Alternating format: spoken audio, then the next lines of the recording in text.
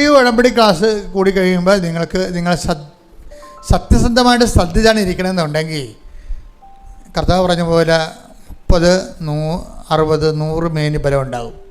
എന്താ കാര്യം വെച്ച് കഴിഞ്ഞാൽ കറക്റ്റ് ക്വാർട്ടർ ദി പോയിന്റിലൂടെയാണ് ഉടമ്പടി സഞ്ചരിച്ചുകൊണ്ടിരിക്കുന്നത്. നിങ്ങൾ ദൈവത്തിൻ്റെ സ്നേഹം, ഇപ്പം തന്നെ ആ നിരീശ്വരവാദി എന്ന് പറഞ്ഞ പാർട്ടിയില്ലേ ഇമ്മാനുവേൽ, അവനെന്താ ചെയ്യിക്കണേ?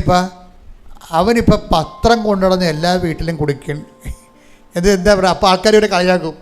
ഈ വീട്ടിലൊക്കെ പോയി നിരീശ്വരവാദിയായിട്ട് പ്രസംഗിച്ച പാർട്ടിയാണ്.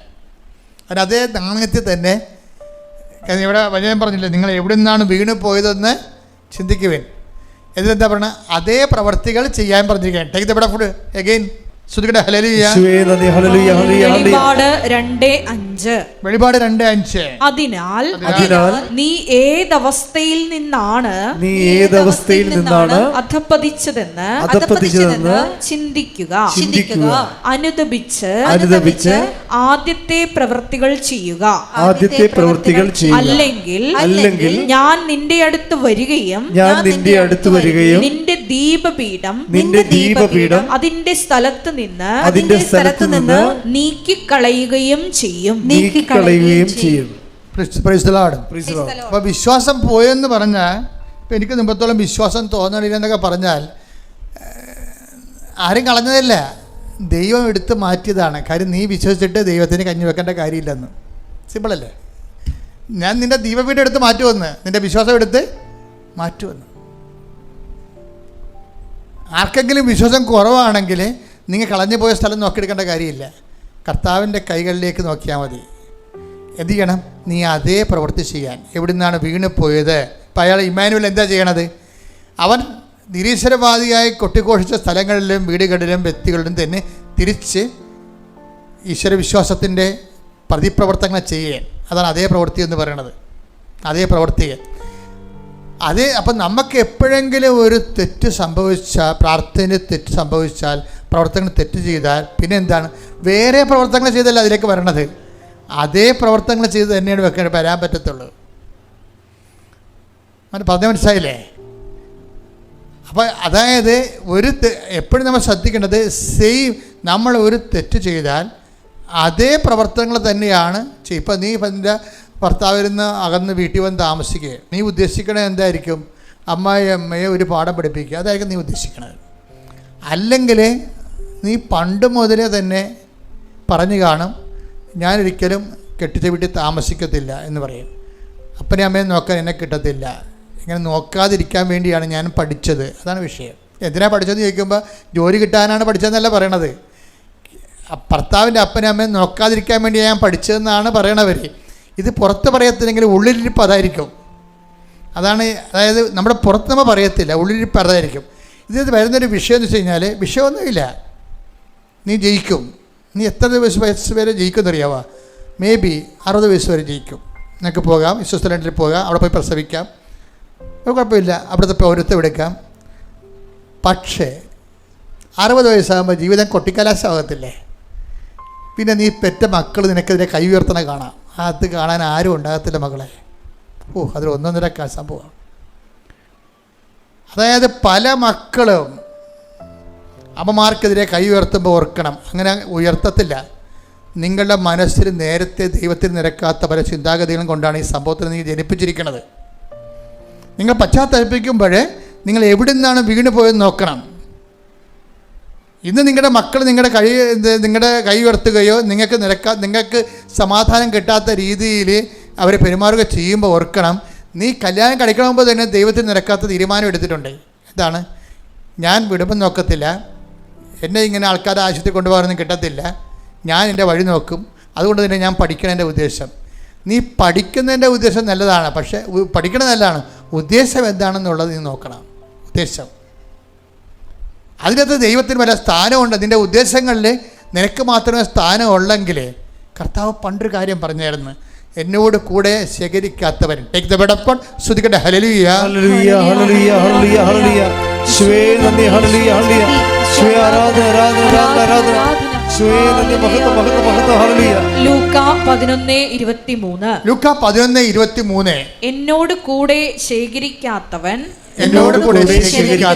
ചിതറിച്ചു കളയുന്നു. അപ്പോൾ എന്താ പ്രശ്നം? എന്നോട് കൂടെ എന്ന് പറയുമ്പോൾ നമ്മളൊരു തീരുമാനം എടുക്കുമ്പോൾ അതിനകത്ത് കർത്താവ് കക്ഷിയായിരിക്കണം. നിങ്ങളുടെ തീരുമാനം എടുക്കുമ്പോൾ അതിനകത്ത് കർത്താവ് കക്ഷിയായിരിക്കണം. എന്നുവെച്ചാൽ എന്ത് തീരുമാനം എടുത്താലും കർത്താവിൻ്റെ കൂടെ ആയിരിക്കണം തീരുമാനം എടുക്കുന്നത്. നിങ്ങൾ എന്ത് തീരുമാനം എടുത്താലും എപ്പോഴും നിർഭാഗ്യവശാൽ തീരുമാനങ്ങളിലൊന്നും കർത്താവില്ല. തീരുമാനങ്ങളിലൊന്നും കർത്താവില്ല. കർത്താവിനെ കൂടാതെ ഒരു തീരുമാനം എടുത്തിരിക്കുകയാണ്. അപ്പോൾ നീ പ്രണയിക്കുന്നതായാലും ശരി, അവിടെ കർത്താവ് കക്ഷിയല്ല. എൻ്റെ കണ്ണ് ഇഷ്ടപ്പെട്ട ആൾക്കാരെ നീ കല്യാണം കഴിച്ചൊന്നേ ഉള്ളൂ, അവൻ്റെ പേരിൽ കുറേ കുഞ്ഞുങ്ങളും ഉണ്ടായിട്ടുണ്ട്. ഇതിലൊന്നും കർത്താവ് കക്ഷിയേ അല്ല.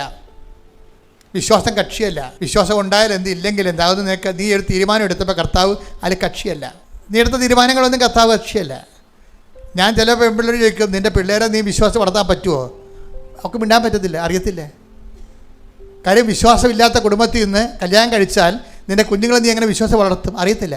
കാര്യം എന്താണ്? ആ കുഞ്ഞുങ്ങളെ ജനിപ്പിക്കുന്ന വിഷയത്തിലോ വളർത്തുന്ന കാര്യത്തിലോ കർത്താവ് കക്ഷിയല്ല. പിന്നെ എന്താ സംഭവിക്കാൻ പോണത്?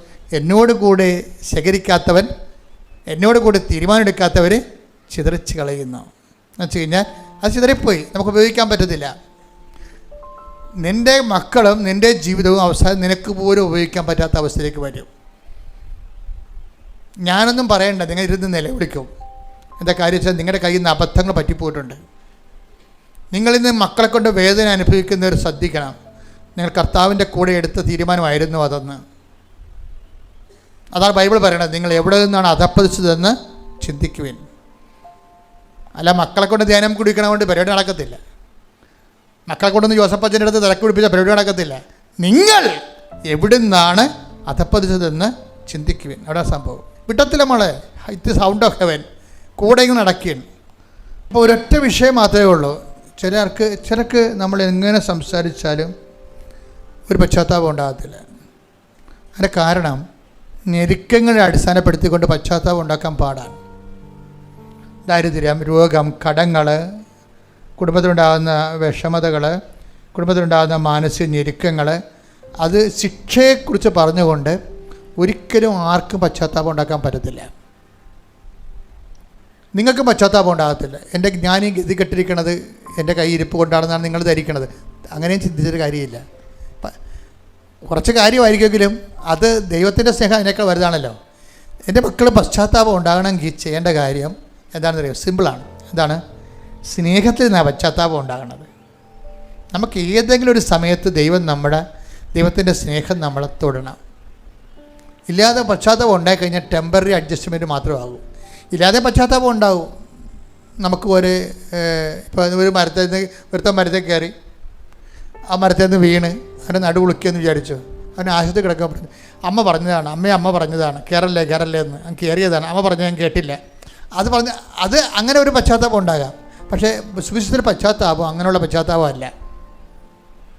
പശ്ചാത്താപം എന്ന് പറയുന്നത് ദൈവസ്നേഹം അനുഭവിക്കുന്നതിലൂടെ ഒരു വ്യക്തിക്കുണ്ടാകുന്ന മനപരിവർത്തനമാണ്. ആ ഒരു തെറ്റ് ശരിയാണ്, ആ ഒരു ഇൻസിഡൻറ്റ് ബേസ്ഡല്ല. നിങ്ങളിപ്പോഴും തെറ്റ് ചെയ്തു, അല്ലെങ്കിൽ നിങ്ങൾക്ക് പട്ടിണി ഉണ്ടായി, നിങ്ങൾക്ക് രോഗം കിട്ടിയണില്ല, അല്ലെങ്കിൽ നിങ്ങൾക്കതൊരു കുഴപ്പത്തെ ഉണ്ടായി, അങ്ങനെ ആ ഒരു വിഷയം അടിസ്ഥാനപ്പെടുത്തിയല്ല സുവിശേഷത്തിൻ്റെ പശ്ചാത്താപം ഇരിക്കണത്. സുവിശേഷ പശ്ചാത്താപം ഇരിക്കുന്നത് ദൈവസ്നേഹത്തെ അടിസ്ഥാനപ്പെടുത്തിയാണ്. എൻ്റെ മക്കൾക്ക് ഒരു ടെമ്പററി അല്ലാത്ത ഒരു നീണ്ട നിലവാരത്തിലുള്ളൊരു പശ്ചാത്താപം ഉണ്ടാകണമെങ്കിൽ എൻ്റെ മക്കൾ ചെയ്യേണ്ടത് ദൈവസ്നേഹത്തെ അടിസ്ഥാനപ്പെടുത്തിക്കൊണ്ട് പശ്ചാത്താപത്തിന് വേണ്ടി പ്രാർത്ഥിക്കണം. മനസ്സിലായാ? അല്ലാതെ നിങ്ങൾക്കുണ്ടായിരിക്കുന്ന ജോലി കിട്ടാത്തത്, കല്യാണം താമസിക്കുന്നതും എൻ്റെ കയ്യിരിപ്പ് കൊണ്ടാണ്. അത് അമ്മമാർ പറയും. വെറുതെ അല്ല നീ മൂത്ത് നിരച്ചുകൂടെ നിൽക്കണമെന്ന് പറയും. അവർ പറയണമെന്ന് കേട്ടില്ലെങ്കിലേ, അവർ പറഞ്ഞ കാര്യം കേട്ടില്ലെങ്കിൽ അമ്മ ഉടനെ എടുത്ത് അമ്മ പോലും വാളെടുക്കണത് എന്താണ്? വെറുതെ അല്ല നീ മൂത്ത് നിരച്ച് വീട്ടിൽ നിൽക്കണത് എന്ന് പറയും. അപ്പോൾ ഞങ്ങളവർക്ക് ദൈവമേ, അപ്പോൾ ഞാൻ ഇങ്ങനെ ഇതുപോലെ കേൾക്കാത്തത് കൊണ്ടായിരിക്കും എനിക്ക് പെണ്ണ് കിട്ടാത്തത്, അല്ല ചെറുക്കെ കല്യാണം കഴിക്കാത്തതിനോ. സുവിശേഷ പശ്ചാത്താപം അമ്മ അടുക്കളയിൽ പറയണ ഭീഷണിയൊന്നുമല്ല. സുവിശേഷത്തിൻ്റെ പശ്ചാത്താപം എന്ന് പറയണത് ദൈവസ്നേഹത്തെ ഒരു വ്യക്തി അനുഭവിക്കാൻ കഴിയാത്തത് കൊണ്ടാണ് ഉണ്ടാകുന്നതാണ്. അതാണ് നീണ്ടു നിൽക്കത്തുള്ളൂ. അമ്മ പറയണത് കുറച്ച് കഴിയുമ്പോൾ തീരും. ടെമ്പററി ആയിട്ടുള്ള പശ്ചാത്താപം ഉണ്ടാകത്തുള്ളൂ. നമുക്ക് ഗ്രേസ് ഗീവിങ് ആയിട്ടുള്ള, ചാർജിങ് ആയിട്ടുള്ള, പരിശുദ്ധായ്മ കിട്ടുന്ന പശ്ചാത്താപം എന്ന് പറയണത് ദൈവസ്നേഹത്തെ അടിസ്ഥാനപ്പെടുത്തിയാണ്. അപ്പോൾ നിങ്ങൾ ഉടമ്പടി എടുക്കുമ്പോൾ എൻ്റെ മക്കൾ ചെയ്യേണ്ട കാര്യം എന്ന് വെച്ച് കഴിഞ്ഞാൽ, എന്തിനാണ് ഉടമ്പടി എടുത്തെന്ന് ചോദിച്ചാൽ എന്ത് പറയണം? ദൈവസ്നേഹത്തിൽ നിറയാനും നിലനിൽക്കാനും. എന്തിനാണ് ഉടമ്പടി എടുത്തത്? ദൈവസ്നേഹത്തിൽ നിറയാനും നിലനിൽക്കുവാനാണ് ഉടമ്പെടുത്തത്. എങ്ങനെയാണ് ദൈവസ്നേഹത്തിൽ നിറയണത്? അപ്പം നിങ്ങൾക്ക് ദൈവസ്നേഹം അനുഭവിക്കാൻ പറ്റിയിട്ടില്ലെങ്കിൽ, ഇപ്പം ഞങ്ങളൊക്കെ എന്തുമാത്രം പറഞ്ഞാലും, ഇപ്പോൾ നിങ്ങൾ വളർച്ച പ്രാരംഭ ധ്യാനം, വളർച്ച ധ്യാനം, പ്രാർത്ഥന ആന്തരിക സൗഖ്യ ധ്യാനം, പ്രാർത്ഥന അനുഭവ ധ്യാനം, ഈ സംഭവങ്ങളെല്ലാം കഴിഞ്ഞാലും ചില ആൾക്കാർക്ക് ദൈവസ്നേഹം അനുഭവിക്കാൻ പറ്റത്തില്ല. അപ്പോൾ നിങ്ങൾ പറയും, അവർ പറയും അത് വിഷമസ്മരണകളാണ്, മുറിവേറ്റ ചിന്തകളാണ്, വേദനിപ്പിക്കുന്ന ഓർമ്മകളാണ്. അങ്ങനെയൊന്നുമല്ല, അതൊന്നുമില്ല. അത് സൈക്കോളജിക്കാർ പറയണതാണ്. യഥാർത്ഥ കാര്യം, ദൈവത്തിന് നിന്നിൽ ദൈവസ്നേഹം ഇംപ്ലാന്റ് ചെയ്യാൻ കഴിഞ്ഞിട്ടില്ല. അതാണ് ഒരുക്കമുള്ള ഹൃദയം എന്ന് പറയുന്നത്. ഒരുക്കമുള്ള ഹൃദയം. Take the word of God. സ്തുതിക്കട്ടെ. ഹല്ലേലൂയ. ഹല്ലേലൂയ, ഹല്ലേലൂയ, ഹല്ലേലൂയ. യേശുവേ നന്ദി. ഹല്ലേലൂയ, ഹല്ലേലൂയ, ഹല്ലേലൂയ. യേശുവേ ആരാധന, ആരാധന, ആരാധന. Hallelujah, hallelujah. 119 സങ്കീർത്തനം 32 തിരുവചനം. സങ്കീർത്തനം 119:32. ഒരുക്കമുള്ള ഹൃദയം, ഒരുക്കമുള്ള ഹൃദയം അങ്ങ് എനിക്ക് തരുമ്പോൾ ഞാൻ അങ്ങയുടെ പ്രമാണങ്ങളുടെ പാതയിൽ ഉത്സാഹത്തോടെ ചരിക്കും. ഇതാണ് എന്റെ മർമ്മം. 119 സങ്കീർത്തനം 32 വയസ്സ്. ഒരുക്കമുള്ള ഹൃദയം അങ്ങ് എനിക്ക് തരുമ്പോൾ ഞാൻ അങ്ങയുടെ പ്രമാണങ്ങളുടെ പാതയിൽ ഉത്സാഹത്തോടെ ചരിക്കും. അപ്പൊ ഒരുക്കമുള്ള ദൈവത്തെ സ്നേഹിക്കാൻ ഒരുക്കമുള്ള ഹൃദയം ആര് തരണം? ദൈവം തരണം. ഇത് തന്നെ ഒരു പ്രശ്നമാണ് പശ്ചാത്താപത്തിനും ഉള്ളത്. അതും തരേണ്ടത് ആരാണ്? ദൈവമാണ് തരേണ്ടത്. അതായത് അതാണ് ആ വചനം എടുത്തമനെ, ദൈവം പശ്ചാത്താപം തരണം. അപ്പോസ്തല പ്രവർത്തനങ്ങൾ 11:18. ആക്സ് 11:18. ജീവനിലേക്ക് നയിക്കുന്ന അനുതാപം വിജാതിയർക്കും ദൈവം പ്രദാനം ചെയ്തിരിക്കുന്നു എന്ന് പറഞ്ഞുകൊണ്ട് ദൈവം പ്രദാനം ചെയ്തിരിക്കുന്നുവെന്ന് പറഞ്ഞ് അവർ ദൈവത്തെ മഹത്വപ്പെടുത്തി. 2 പോയിന്റ് പരിശുദ്ധാത്മാവ് വെളിവാക്കിയിട്ടുണ്ട്. എന്താ സംബന്ധിച്ച്? ഒന്ന്, പശ്ചാത്താപം നൽകേണ്ടത് ആരാണ്? ദൈവം. നമ്മൾ ആദ്യം പറഞ്ഞ ഒരുക്കമുള്ള ഹൃദയം എന്തിനുള്ളൊരുക്കാണ്? ദൈവത്തെ സ്നേഹിക്കാൻ ഒരുക്കമുള്ള ഹൃദയമാണ് കേട്ടോ. മറന്നു പോരുത്. ദൈവത്തെ സ്നേഹിക്കാൻ ഒരുക്കമുള്ള ഹൃദയം ആരാണ് തരേണ്ടത്? ദൈവം. പശ്ചാത്താപം ആരാണ് തരേണ്ടത്? ദൈവം. ഇതാ വിഷയം. ഇതാണ് ഈ 2 സംഭവമാണ്. അതായത് ഈ കോളേജിലെ പരിപാടി പോലെയാണ് ഈ സംഭവം. ഇപ്പം നമ്മുടെ കോളേജിൽ അഡ്മിഷൻ വേണം. നമുക്കൊരു വെള്ള പേപ്പർ എഴുതി കൊടുക്കാൻ പറ്റത്തില്ല. അവിടെ ചെന്നിട്ട് നമ്മൾ ആപ്ലിക്കേഷൻ മേടിക്കണം. അവരുടെ ആപ്ലിക്കേഷനിൽ കൊടുക്കാൻ പറ്റത്തുള്ളൂ. പറഞ്ഞാൽ മനസ്സിലാകുന്നുണ്ടോ? പരിശുദ്ധാത്മാവിന് വേണ്ടിയുള്ള അപേക്ഷകളുടെ ആപ്ലിക്കേഷൻ അവിടെ നിന്ന് ഇഷ്യൂ ചെയ്യുമെന്ന്. നമുക്ക് വെള്ള പേപ്പർ എഴുതി കൊടുക്കാൻ പറ്റത്തില്ലെന്ന്. നിങ്ങൾ ആപ്ലിക്കേഷൻ ചെല്ലുമ്പോൾ പറയും നിങ്ങളുടെ മാർക്ക് ലിസ്റ്റ് വെക്കാൻ പറയും. പണി പാലും വെള്ളത്തിലായി. നിങ്ങൾ ആ കോളേജിൽ ആപ്ലിക്കേഷൻ ചെല്ലുമ്പോൾ പറയും ഏത് സബ്ജക്റ്റാണ്, ഏത് ഗ്രൂപ്പാണെന്ന് ചോദിക്കും. എവിടെ നിന്നാണെന്നൊക്കെ ചോദിച്ചിട്ട് പറയും നിങ്ങളുടെ മാർക്ക് ലിസ്റ്റ് വെക്കാൻ പറയും. മാർക്ക് ലിസ്റ്റ് വെക്കാൻ പറയുമ്പോൾ നിങ്ങൾ ചോദിച്ച വിഷയത്തിന് ആവശ്യമായ മാർക്ക് ഉണ്ടാകത്തില്ല. അപ്പോൾ എന്ത് ചെയ്യും? ആപ്ലിക്കേഷൻ തരത്തില്ല. പ്രശ്നം തീർന്നു. അപ്പോൾ ഉള്ള പ്രശ്നം ഒരുക്കമുള്ള ഹൃദയത്തിൻ്റെ ആപ്ലിക്കേഷൻ ദൈവം തരേണ്ടതാണ്. പിന്നെ എന്താണ്? പശ്ചാത്താപത്തിൻ്റെ ആപ്ലിക്കേഷനും ദൈവം തരേണ്ടതാണ്. ഇതൊരു സീരിയസ് വിഷയമാണ്. പക്ഷെ നമുക്കതിനെ അതിജീവിക്കാൻ പറ്റും. മക്കൾ എന്ത് ചെയ്യണമെന്നറിയാമോ? ഇത് വെളിപാടിൻ്റെ ആ ഫോർമുല എടുത്ത് ഉപയോഗിച്ചാൽ നമുക്ക് ആപ്ലിക്കേഷൻ കിട്ടും. വെളിപാടിന് എന്താണ്? നീ ഏത് അവസ്ഥയിൽ നിന്നാണ് അധപ്പതിച്ചതെന്ന് ചിന്തിക്കുവൻ, അതേ പ്രവർത്തികൾ തന്നെ ചെയ്യാൻ. മനസ്സിലായില്ലേ? ഇപ്പം എന്താണ് നീ ഭർത്താവിൽ നിന്ന് അല്ല ഭാര്യയിൽ നിന്ന് ഭാര്യനെ ഓടിച്ചിട്ടിരിക്കുകയാണ് വീട്ടിലോട്ട്. നീ എന്ത് ചെയ്യണം? അതേ പ്രവൃത്തി ചെയ്യണം. പോയി വിളിച്ചോണ്ട് വരണം. അതാണ് വിഷയം. അല്ല ഇവിടെ ഒന്നും നോക്കിയിട്ട് കാര്യമില്ല, അല്ല പോയി കുമ്പസാരത്തിനും കാര്യമില്ല. You should do the same thing. അതുകൊണ്ടാണ് നീ എൻ്റെ മുമ്പിൽ നിന്ന് ഓടി ഒളിക്കാൻ പറ്റത്തില്ലെന്ന് പറയണത്. സിസ്റ്റർ 39 സങ്കീർത്തനം 7 തിരുവചനം. 7 വാക്യം. അങ്ങയിൽ നിന്ന് ഞാൻ എവിടെ പോകും? അങ്ങയുടെ സന്നിധി വിട്ട് ഞാൻ എവിടെ ഓടി ഒളിക്കും? ആകാശത്തിൽ കയറിയാൽ അങ്ങ് അവിടെയുണ്ട്. ഞാൻ പാതാളത്തിൽ കിടക്ക വിരിച്ചാൽ അങ്ങ് അവിടെയുണ്ട്. ഞാൻ പ്രഭാതത്തിന്റെ ചിറകു ധരിച്ച് സമുദ്രത്തിന്റെ അതിർത്തിയിൽ ചെന്ന് വസിച്ചാൽ അവിടെയും അങ്ങയുടെ കരം എന്നെ നയിക്കും. ഇതിന്റെ പ്രശ്നം മനസ്സിലായില്ലേ? അതായത് നമ്മൾക്ക് നമ്മുടേതായിട്ട് കുറച്ച് കാര്യങ്ങൾ ചെയ്ത മോങ്ങിയ അല്ലെങ്കിൽ മനസ്താപൂർണ്ണം ചെല്ലിയ ഈ സംഭവം ക്രാക്ക് ചെയ്യാൻ പറ്റത്തില്ല. നീ എവിടെ നിന്നാണ് വീണത്, അധപ്പതിച്ചത്, അതേ പ്രവൃത്തി തന്നെ ചെയ്യണം. എവിടെ നിന്ന് ആരുമായിട്ടാണ് നീ തെറ്റ് ചെയ്തത്, ആ വിഷയത്തിൽ ആ വ്യക്തിയോട് തന്നെ പോയിട്ട് ക്ഷമ ചോദിക്കുകയോ ആ വ്യക്തിയോട് തന്നെ പോയിട്ട്, അപ്പം നിങ്ങൾക്ക് എപ്പോഴും അതേ പ്രവർത്തനം ചെയ്യാൻ പറ്റില്ല. നിങ്ങൾക്ക് എപ്പോഴും ഒരു വിഷയം തെളിയാവും. നിങ്ങൾ കുമ്പസാരിക്കും, ഞാൻ ഇങ്ങനെ വ്യക്തിയോട് വഴക്കാണ്, ഞാൻ അവരോട് സംസാരിച്ച് കഴിയാകുമ്പോൾ ഈ അച്ഛൻ പറയണത് എന്താണ്, നിങ്ങൾ കുറച്ച് പ്രാർത്ഥിക്കുക എന്ന് പറയും. പക്ഷേ അതല്ലല്ലോ, അതേ പ്രവൃത്തി തന്നെ ചെയ്യണം. ആ വ്യക്തി ഏത് വ്യക്തിയോടാണ്, അല്ല ഏതെങ്കിലും വ്യക്തിയോടല്ല. വലതുകാലം മുറിഞ്ഞതിന് നിങ്ങൾ ഇടതുകാലം കൊണ്ട് ഡോക്ടറെ കാണിക്കരുത്. അതും വേണമെങ്കിൽ പുള്ളിക്കാർ ഓപ്പറേറ്റ് ചെയ്ത് അവിടെ കെട്ടിത്തരും.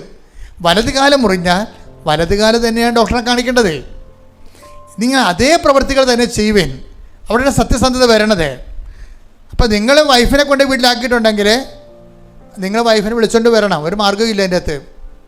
വിളിച്ചാൽ വന്നില്ലെങ്കിലോ അത് നിങ്ങളുടെ പ്രശ്നം തീർന്നല്ല. അതിനാലേ അത് അവളുടെ കാര്യമായില്ലേ, അതവരുടെ കാര്യമായില്ല. അത് കർത്താവിൻ്റെ പറഞ്ഞിട്ടുണ്ട്, സഭയോട് പറഞ്ഞാൽ മതി. സഭയെപ്പോലും നീ അവിടെ മാനിക്കുന്നില്ലെങ്കിൽ അവർ നിങ്ങൾക്ക് കർത്താവിനെ അറിയാത്ത ആളെപ്പോലും ആകട്ടെ എടുത്തെടുക്കണം പറയും. എല്ലാത്തിനും കറക്റ്റ് മറുപടി അല്ലേ ഈശോൻ്റെ അടുത്തുള്ളത്, എല്ലാത്തിനും മറുപടി ഉണ്ട്. അപ്പം നിങ്ങൾ വിളിച്ചെന്ന് വരത്തെ തീർത്ത് അങ്ങനെയൊന്നും ചെയ്യരുത്. അപ്പം ഇതിൻ്റെ വിഷയം എന്ന് പറയുന്നത് ആപ്ലിക്കേഷൻ തരേണ്ടത് ദൈവമാണ്. നുറുങ്ങിയ ഹൃദയത്തിനുള്ള ആപ്ലിക്കേഷൻ അവിടെ നിന്ന് തരണം, കർത്താവ് തരണം. പശ്ചാത്താപവും ആപ്ലിക്കേഷൻ അവിടെ നിന്ന് തരണം. എങ്ങനെ തരും? നിങ്ങളുടെ മാർക്ക് ലിസ്റ്റ് കാണിക്കണം. മാർക്ക് ലിസ്റ്റ് കാണിച്ചാൽ മാത്രമേ നിങ്ങൾ ആ കോഴ്സിന് എലിജിബിൾ ആണോ എന്ന് അറിയാൻ പറ്റത്തുള്ളൂ. അല്ല വഴിയെ പോകണമെങ്കിൽ ആപ്ലിക്കേഷൻ കൊടുക്കേണ്ട കാര്യമില്ലല്ലോ. നിങ്ങൾക്ക് പരിശുദ്ധാത്മാവിന് വേണോ, കർത്താവിന് കൃപ വേണോ, അത് സ്വീകരിക്കാനുള്ള എലിജിബിലിറ്റി നിങ്ങളുടെ കയ്യിലുണ്ടോ, യോഗ്യതയുണ്ടോ എന്ന് വെക്കണം. അപ്പോൾ നിങ്ങളുടെ മുമ്പിലുള്ള ഏറ്റവും എളുപ്പമുള്ള മാർഗ്ഗം എന്താണെന്നറിയാമോ? എൻ്റെ മക്കളെ, വളരെ എളുപ്പമാണിത്. എന്ന് വെച്ച് കഴിഞ്ഞാൽ എൻ്റെ സഹോദരങ്ങളെ ഉടമ്പടി ചെയ്യുമ്പോൾ നിങ്ങൾ ചെയ്യുന്ന ഉപവിപ്രവർത്തനങ്ങളില്ലേ, ഇല്ലേ?